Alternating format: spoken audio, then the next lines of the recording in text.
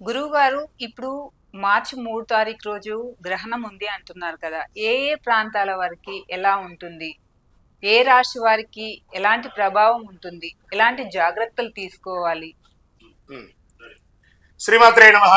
2026 మార్చి 3వ తారీఖున సంపూర్ణ చంద్రగ్రహణం అని చెప్పేసి మనము చాలా మాధ్యమాల్లో చూస్తున్నాము.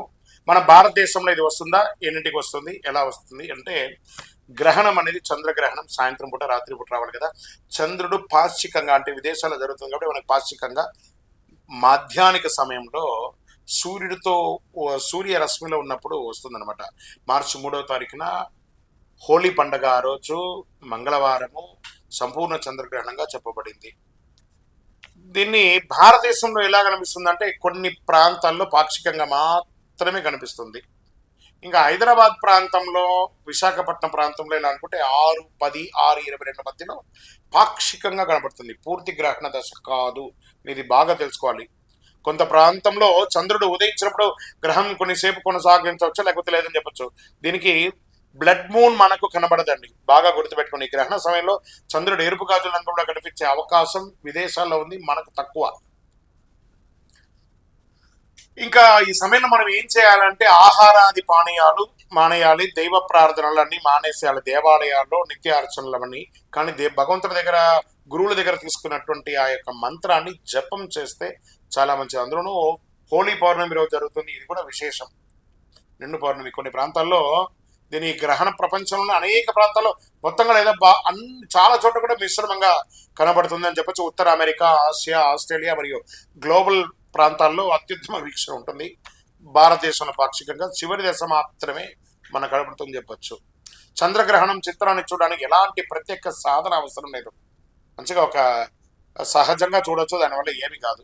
మార్చి 3, 2026 చంద్రగ్రహణం ఒక పెద్ద ఖగోళ సంఘటన. దీనివల్ల ఏమో ప్రళయాలు జరిగిపోతాయి. ప్రళయాలు ప్రతి గ్రహణానికి వచ్చేస్తే భూమి ఉంటుందా అండి? ప్రళయం కాదు. ఆ సమయంలో జరిగే ఆ గ్రహణ యొక్క వేద ఉంటుంది కదా, ఆ సమయంలో చిన్న చిన్న డిస్టర్బెన్స్ని దాని భూతాకారం చూసి మన ఈ ఛానల్ ద్వారా చూసేవాళ్ళు భయానకమైనటువంటి ఫీలింగ్ రాకూడదు.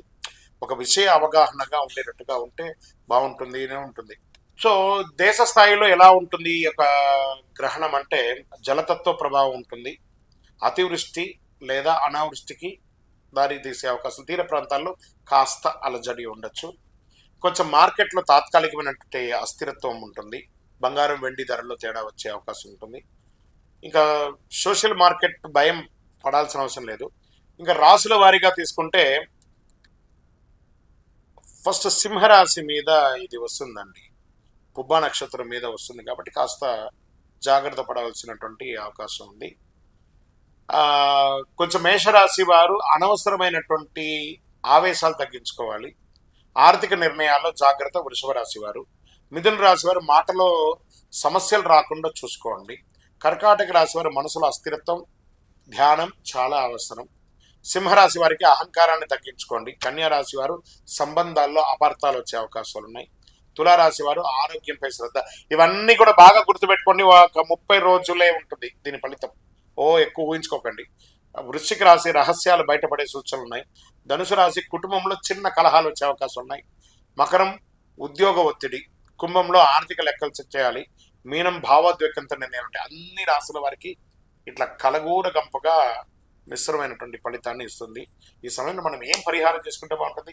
విష్ణు సహస్రనామం పారాయణ చేయండి, మహామృత్యుంజయ జపం చేయండి. గ్రహణమైన తర్వాత మరుసటి రోజు బ్రాహ్మణులకి దానం ఇవ్వండి. వాళ్ళు భోజనం చేసే విధంగా బియ్యము, పప్పు అవన్నీ కూడా సాహిత్యం అంటారు కదా, అలా ఇవ్వండి.